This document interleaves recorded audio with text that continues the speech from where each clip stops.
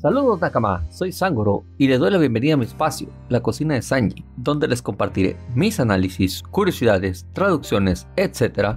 sobre el universo de One Piece. Bien, pues seguimos con el análisis de los capítulos semanales de One Piece. Esta vez tenemos el capítulo 1098. Como siempre, lo dividiremos en varios puntos, para ir poco a poco destripando toda la información que nos dejó este número. Así que vamos al punto. Punto número 1. Los revolucionarios. Seguimos con el flashback de Kuma y el capítulo inicia con el mismo editor haciendo la pregunta: ¿la revolución se extiende por todas partes? Seguido de esto, vemos que Ivankov recibe la llamada de auxilio de la tropa de alguien o algún sitio llamado Toumi en el South Blue. Iva-chan comenta que de momento no pueden enviar refuerzos, puesto que llevan el barco lleno de heridos del reino Goa.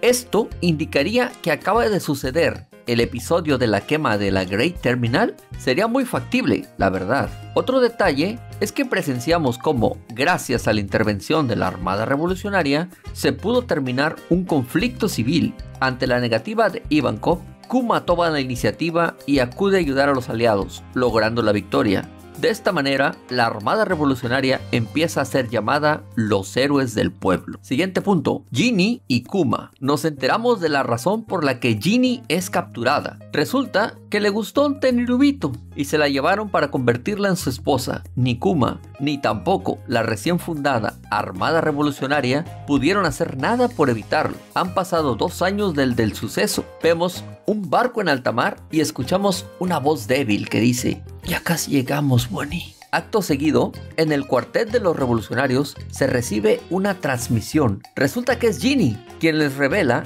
que ha contraído una enfermedad y su esposo la ha dejado en libertad. Pero esta llamada no es normal. De hecho, es una despedida. Ginny cuenta que su enfermedad es terminal y está muriendo. Pide a Kuma que no la busque, pero él, ignorándola, se marcha a buscarla. Lamentablemente, por eso, Kuma no alcanza a escuchar las últimas palabras de la chica dedicadas a él, donde le profesaba su amor eterno. Kuma se imagina que Ginny regresó a Sorbet y va para allá, pero al llegar, se encuentra con que es tarde. Ginny está muerta y los ancianos le cuentan todo lo que ella les dijo. Kuma toma a la bebé que dejó Ginny y le jura que la criará. Punto número 3. La vida de Bonnie. A ver, aquí vemos por fin la edad de Bonnie, así que agárrense. Bonnie crece dentro de la iglesia, la cual se convirtió en su casa y al mismo tiempo su prisión. Esto se debe a que, al igual que su madre, Bonnie tiene la misma enfermedad que la llevó a la tumba. Los años transcurren y tanto Kuma como los ancianos y los amigos de Ginny se encargan de la pequeña Bonnie. Kuma sigue con su vida de revolucionario y por ratos toma el papel de padre. Vemos escenas retiernas en el capítulo, como la primera vez que Bonnie llama papá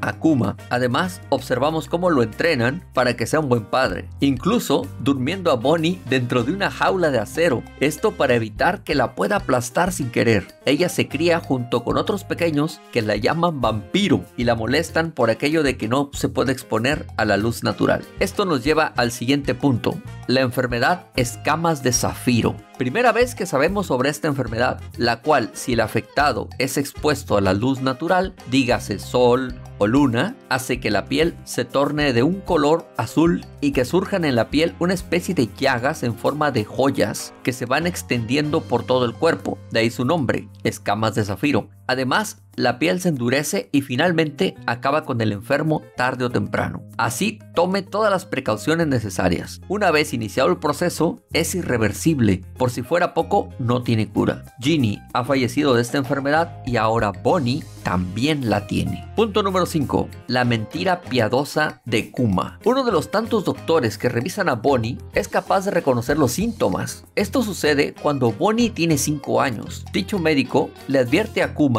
que la enfermedad que tiene su hija es incurable y no le da más de 5 años de vida. Es decir, que al momento de cumplir 10 años, Bonnie morirá. Kuma piensa esto en voz alta y es descubierto por Bonnie, pero para su buena suerte, ella no alcanzó a escuchar todo. Kuma, para intentar no liarla más, se le ocurre la brillante idea de mentirle a su hija, diciéndole que su 10º aniversario será el momento en que se curará. En unos paneles muy lindos vemos cómo planean viajar juntos una vez que ella se haya curado. Mencionan una isla del cielo y la isla Gyojin. Bonnie dice que en alguna de las islas del cielo, al estar cerca del sol, podría encontrarse Nika y que su padre sería muy feliz si eso sucede. Siguiente punto. El regreso del rey Bakery. Ha transcurrido un año desde que le fue diagnosticada la enfermedad a Bonnie. En el reino de Sorbet ocurre lo peor. El sanguinario rey Bakery ha regresado y de nueva cuenta quiere imponer su ley de exterminio a las personas que no le sean útiles al país, por lo que comienza a masacrar a la gente quemándolos vivos dentro de sus casas. Los ancianos acuden a pedir ayuda a Kuma. El capítulo termina con la nota del editor diciendo: continúa la pesadilla. Ahora vamos a ver los datos y curiosidades que dejó el capítulo. El primer dato importante: las disculpas de Oda. El capítulo inicia de una manera sui generis, puesto que en la historia de mini portada aparece Brook, pero lo curioso es el texto que se puede leer en sus piernas. Textualmente dice: no he podido entregar el manuscrito completo, lo siento mucho. Este mensaje es del mismísimo Eiichiro Oda, el cual se disculpa con los lectores por no haber sido capaz de terminar el capítulo. La anterior ocasión que ocurrió esto fue durante el arco de Dressrosa, concretamente en el capítulo 797, donde incluso un editor reprendió a Oda por eso, pero terminó en final feliz, porque dicho capítulo fue la conclusión de la historia de Kiros y Rebeca. El editor acabó hasta las lágrimas después de que lo leyó y se publicó más tarde. Después de esa vez ha pasado, pero a diferencia del anterior se decidió no publicarse. Esta es la primera vez en la historia que se publica un capítulo de One Piece sin terminar. El siguiente punto que debemos analizar es la cronología. Cuando inicia el capítulo vemos a los revolucionarios y a Iba-chan diciendo que llevan heridos del reino Goa en el barco. Aquí no puedo evitar recordar el evento de la quema de Great Terminal y la oportuna intervención de Dragón y los suyos para salvar a la gente. Después vemos a Kuma luciendo el traje que le vimos antes del timeskip, específicamente en el arco de Sabaody. Y Thriller Bark, mención aparte, tiene la verdadera edad de Bonnie. Con este capítulo ya tenemos claro el por qué Vegapunk insistía una y otra vez en llamarla niña durante todo lo que llevamos de Egghead. Bonnie en realidad tiene 12 años, es decir, no tiene los 24 que aparenta en su forma adulta joven, aunque de hecho en un SBS Oda ya había dicho que la edad de Bonnie era de 24 años, pero aclaró que era en su forma de joven adulta, dando a entender que tenía más formas. El siguiente punto es los símbolos de la iglesia de Kuma. En la iglesia de Kuma hemos apreciado ciertos aspectos y símbolos, los cuales no es la primera vez que vemos. Por ejemplo, la cruz, que la vimos antes de Thriller Bark, entre los artilugios que portaba Usopp cuando intentaba ahuyentar a los zombies y fantasmas en la mansión de Moria. También en el taparrabo que usaba Ors. Del misma cuenta, en la cámara frigorífica del castillo Pankia, donde contemplamos el sombrero gigante. Aunado a esto, el símbolo del círculo grande rodeado de otros, podemos encontrarlo en la bandera de Alabasta, en un escudo a la entrada de la isla del cielo, así como en Zo y Wano con el sello del otrora clan Kozuki. ¿Será que la iglesia tenga que ver con una antigua religión que profesaban los Buccaneer? ¿Tendrá alguna relación con Nika? Otra cosa interesante es el libro que estaba leyendo Bonnie. Se alcanza a leer en su portada Biblia, es decir, que dicho libro contiene información sobre las islas del cielo y sabrá Dios cuántas cosas más. Otra cosa es que la contraportada del libro tiene un símbolo que el propio Kuma utiliza en su ropa, específicamente en el pecho. Siguiente punto, el nombre de Bonnie. En este capítulo tenemos una escena que es especial. Se trata de la primera referencia que da Oda en el manga sobre el apodo actual de Bonnie. Sí, ya como pirata la conocemos como la glotona Curly Bonnie y nos plasma una viñeta donde una pequeña Bonnie, abrumada por su enfermedad y la aparición de los primeros brotes de escamas zafiro en su rostro, es consolada por Kuma, diciéndole que no haga caso a los chicos que se burlan de ella por su enfermedad, porque en realidad lo que sucede es que le tienen envidia por poseer ella unas joyas como esas en el rostro y ellos no. Una manera poética de darnos el primer adelanto del futuro nombre de Bonnie,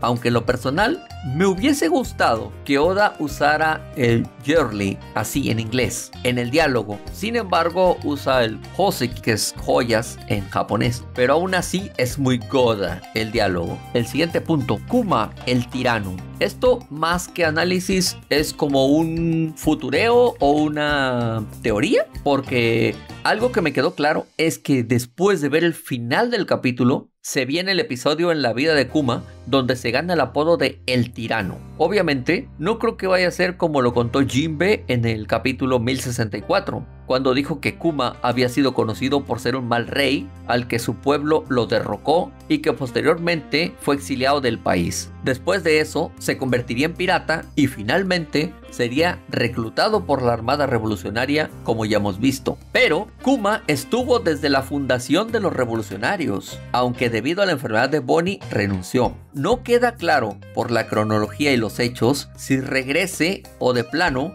ya pasa directamente a convertirse en un Shishibukai. Eso no queda del todo claro. Además, nos falta por ver cómo ingresa Vegapunk en la ecuación. En el siguiente punto me extenderé más en este tema. Y así pasamos al punto final que creo que dejó el capítulo, que es la enfermedad de los Tenryubito. Sí, como escucharon, enfermedad de los Tenryubito. Finalmente tenemos la enfermedad que mató a Ginny y que dejó infectada a Bonnie, la llamada escamas de zafiro. En mi opinión, esta no es una enfermedad normal. De hecho, me atrevo a decir que es más que probable que sea una que solo se dé entre los Tenryubito. ¿Por qué lo digo? Porque ellos practican la endogamia y se sabe que de este tipo de relaciones surgen mutaciones genéticas y por ende enfermedades mortales. ¿Es factible que ellos tengan la cura de este mal? Puede ser, pero aunque la tuvieran, no creo que se la hubieran dado a Ginny, puesto que no es una de ellos y seguramente la consideran inferior. Ahora la gran pregunta, ¿cómo se va a curar Bonnie? Aquí tengo dos opciones, bueno, tres. La primera es la que veo más cercana y la más lógica, es que Kuma, al conocer a Vegapunk, a cambio de someterse a sus experimentos, trate el mal que aqueje a Bonnie.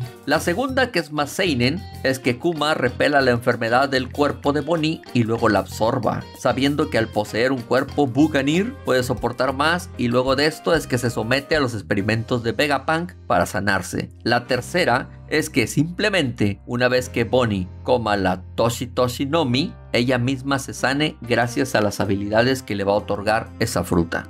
Muchas gracias a los que me acompañaron hasta acá y no olviden de darle like, suscribirse si les gustó. Recuerden que es gratis la suscripción y de paso me ayudan a seguir creciendo y traerles contenido de esta calidad. También compártanlo en sus redes para que llegue a más fans de One Piece, sí, a sus amigos y también a los enemigos. Recuerden que mis haters son los que me han hecho lo que soy ahora. Gracias, haters. Síganme en mis redes para que estén al tanto de todo lo que concierne a One Piece, con noticias, revisiones, análisis, hilos, traducciones, info, etc. Nos vemos en el siguiente video. Una